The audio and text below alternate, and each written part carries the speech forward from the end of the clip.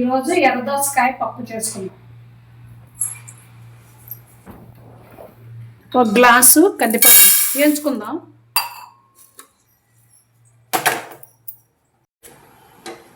దోరగా వేయించుకుందాం. ఇలా వేయించుకోవాలి. కందిపప్పుని వేయించుకుంటే మనకు గ్యాస్ట్రిక్ ట్రబుల్ రాదు. పలసంగా చేసుకోవాలి పప్పు. కందిపప్పు ద్వారగా వేగిపోయినాయి. ఇప్పుడు మనం స్టవ్ ఆఫ్ చేసి పక్కన పెట్టుకుందాం. కొంచెం చల్లారించుకుందాం. తొక్కు తీసేసుకొని ఒప్పులొప్పులు కోసుకుందాం.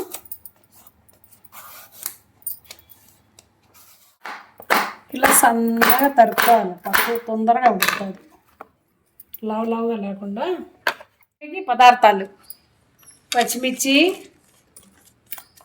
ఉల్లిపాయలు, తెల్లగడ్డలు, చింతపండు, టమోటాలు, జీలకర్ర, పసుపు, రుచికి తగిన ఉప్పు,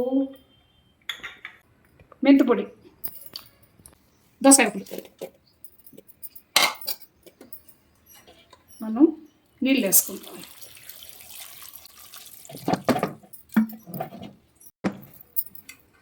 మూత పెట్టేసి పొయ్యి మీద పెట్టేయడమే.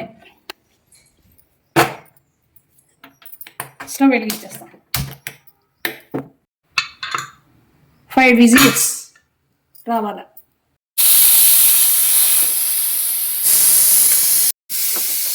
కుక్కర్ పక్కన పెట్టుకొని చూస్తాం ఉడికిందో లేదు.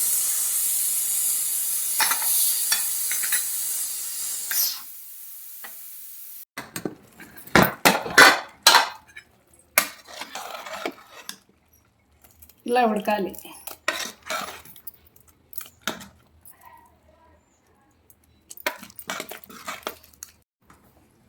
పప్పు రాముకున్నాం.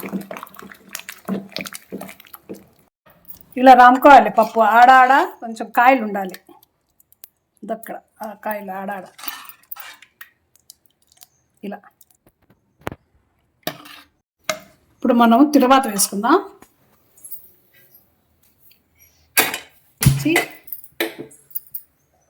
నూనె వేసుకుందాం.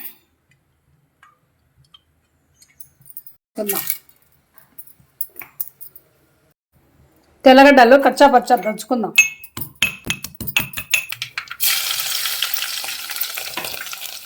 ఉల్లిపాయ వేసుకుందాం.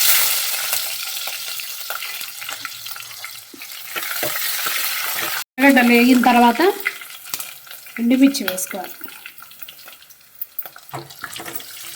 కరివేపాకు, కొత్తిమీర వేసుకుందాం.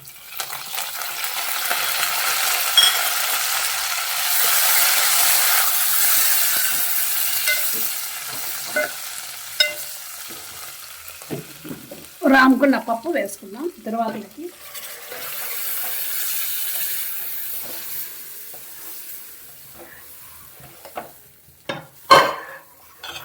ఒక నిమిషం ఉడకాలి. ఉడికిపోయిన పప్పుని పక్కకు తీసుకుందాం. పప్పు రెడీ.